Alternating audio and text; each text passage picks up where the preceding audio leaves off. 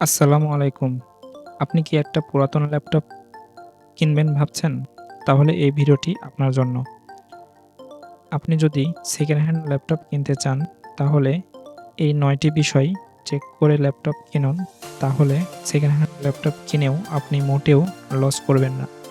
কোন ৯ টি বিষয় আর কিভাবে চেক করবেন, তা আপনাদের আমি প্র্যাকটিক্যালি ভাবে দেখাবো। তো চলুন আর দেরি না করে ভিডিওটা শুরু করা যাক।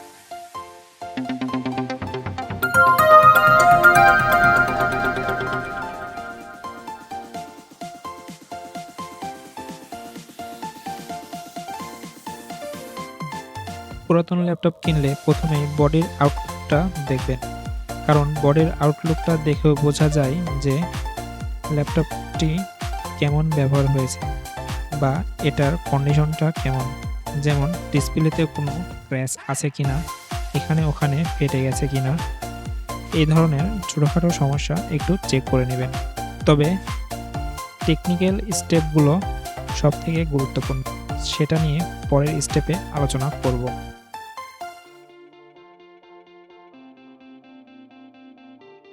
আপনি যখন দোকানে যাবেন ল্যাপটপ কিনতে, তখন দোকানদার আপনাকে বলবে যে এই ল্যাপটপটা ২ মাস ব্যবহার হয়েছে, ৬ মাস ব্যবহার হয়েছে কিংবা ১ বছর ব্যবহার হয়েছে। তো এই ধরনের কথা আপনি একদম বিশ্বাস করার দরকার নেই। কারণ আপনি নিজেই প্র্যাকটিক্যালি দেখতে পারবেন যে আপনার এই ল্যাপটপটির উৎপাদন তারিখ কত। উৎপাদনের তারিখটি দেখার জন্য আপনাদের যেটা করতে হবে সেটা হলো আপনাদের ল্যাপটপের উইন্ডোজ বারে চলে আসবেন। তো উইন্ডোজ বারে আসার পরে এখানে চার্জ অপশনে যাবেন। চার্জ অপশনে গিয়ে আপনারা লিখবেন সিএমডি লিখে এন্টার দিয়ে দিবেন। সিএমডি লিখে এন্টার দেওয়ার পরে আপনারা যে ইন্টারফেসটি দেখতে পাচ্ছেন, এখানে আপনারা লিখবেন system.info.exe লিখে এন্টার দিয়ে দিবেন। একটু ওয়েট করবেন। ওয়েট করার পরে দেখবেন যে আপনাদের পুরো ডিটেলসটা চলে আসছে ল্যাপটপের।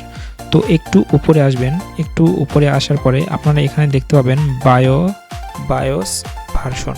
তো এই বায়োস ভার্সনের পাশেই আপনারা দেখতে পাবেন যে আপনাদের ল্যাপটপের উৎপাদনের তারিখ এবং সাল দেয়া আছে।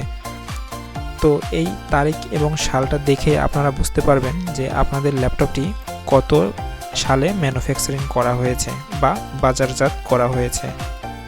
তো দোকানদারদের কথা একদমই বিশ্বাস করার কোনো দরকার নেই। আপনারা নিজেই এভাবে চেক করে নিতে পারবেন যে আপনাদের ল্যাপটপটা কত সালে বাজারজাত করা হয়েছে।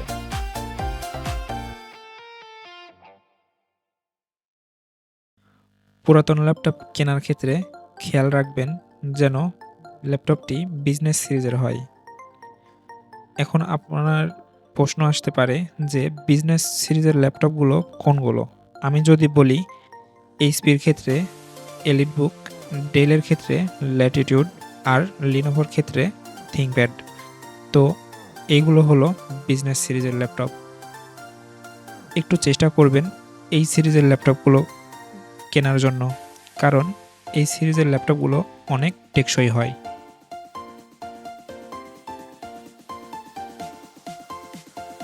অনলাইন শপ নাকি পরিচিত কোনো লোকের কাছ থেকে পুরাতন ল্যাপটপ কিনবেন?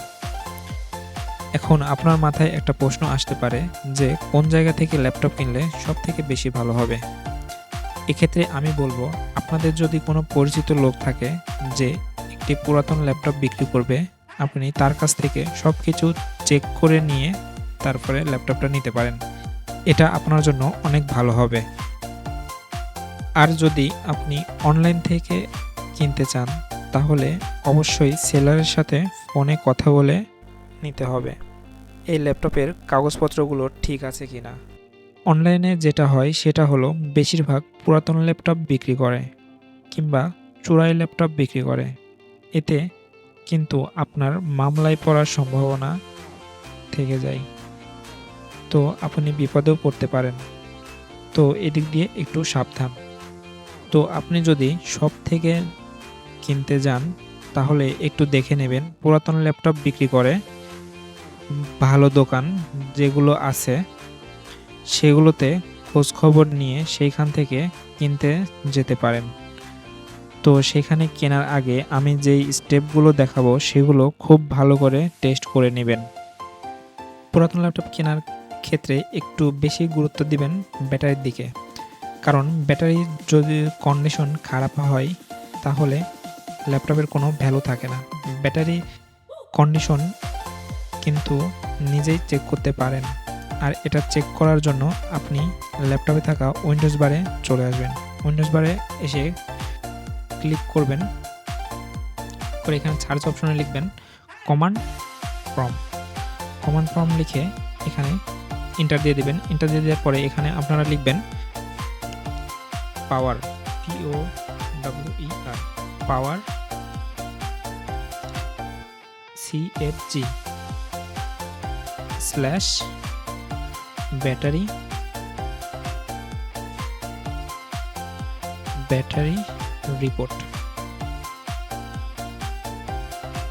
রিপোর্ট লিখে এন্টার দিয়ে দিবেন। এখন আপনারা এখানে একটি লিঙ্ক দেখতে পাবেন। এই লিঙ্কটা আপনারা সি থেকে শুরু করে HTML পর্যন্ত পুরোটা কপি করবেন। কপি করার পরে আপনারা যে কোনো একটা ব্রাউজারে চলে আসবেন।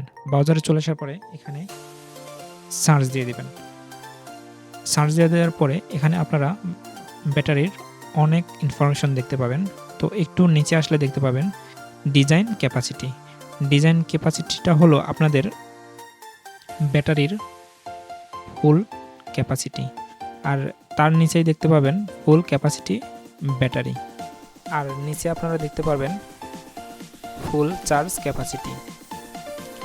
তো এখান থেকে এই দুইটার মধ্যে থেকে আপনারা ব্যাটারির হেলথটা চেক করতে পারবেন। তো সেই জন্য আপনারা একটু ফর্মুলা ইউজ করবেন। সেই ফর্মুলাটা হলো ফুল চার্জ ক্যাপাসিটি থেকে আপনারা 100 গুণ করবেন। এখানে যে ফুল চার্জ ক্যাপাসিটি আছে সেটার সাথে আপনারা 100 গুণ করবেন। 100 গুণ করার পরে যে রেজাল্টটি আসবে সেটার সাথে আপনারা ব্যাটারি ক্যাপাসিটি ডিজাইন ক্যাপাসিটির সাথে ভাগ দিয়ে দিবেন। তো ভাগ দিয়ে দেওয়ার পরে যে রেজাল্টটি আসবে সেটাই হলো আপনাদের মূল ব্যাটারির পার্সেন্টেজ। তো এভাবে আপনারা নিজেরাই ব্যাটারির পার্সেন্টেজটা চেক করতে পারবেন।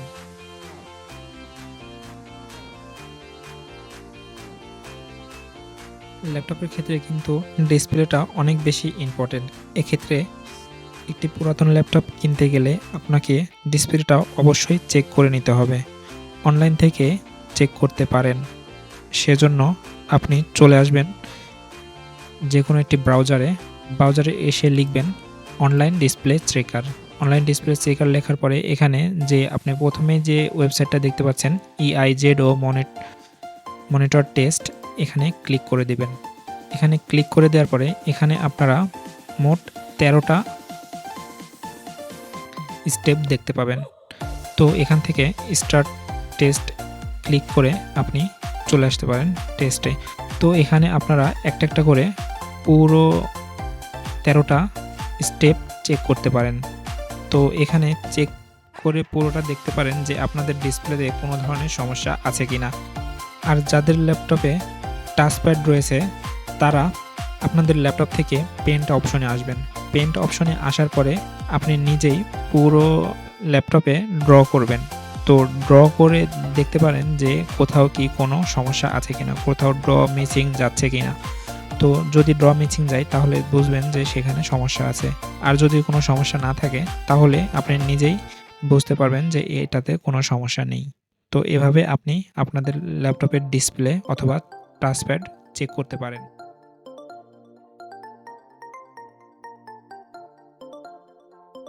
পুরাতন ল্যাপটপ কেনার আগে একটু চেক করে নেবেন যে আপনার ল্যাপটপে থাকা হার্ড ডিস্ক কী ধরনের, সেটা কি এইচডিডি নাকি এসএসডি। যদি এইচডিডি হয় তাহলে স্পিড একটু কম পাবেন, আর যদি এসএসডি হয় তাহলে স্পিড একটু বেশি পাবেন। যেমন আপনি যদি ল্যাপটপটি অন করতে যান তাহলে এইচডিডিতে সময় নেবে 30 থেকে 40 সেকেন্ড, আর এসএসডিতে সময় নেবে 10 থেকে 12 সেকেন্ড। তো হার্ড ডিস্কটা একটু চেক করে নেবেন।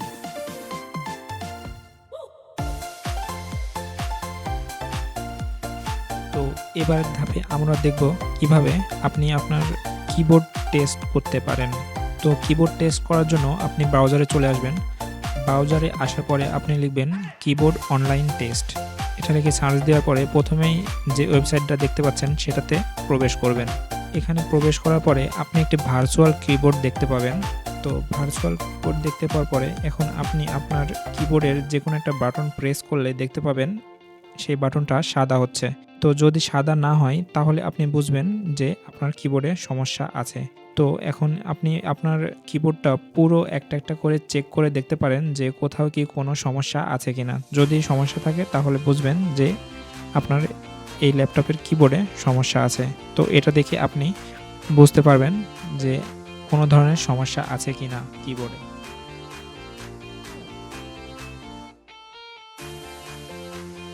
পুরাতন ল্যাপটপ কিনতে গেলে দোকানদার আপনাকে বলবে কোরাই 5 এর এত কম দাম কিংবা কোরাই 7 এর এত কম দাম। তো এখানে আপনার গুরুত্বপূর্ণ বিষয়টি হলো জেনারেশন।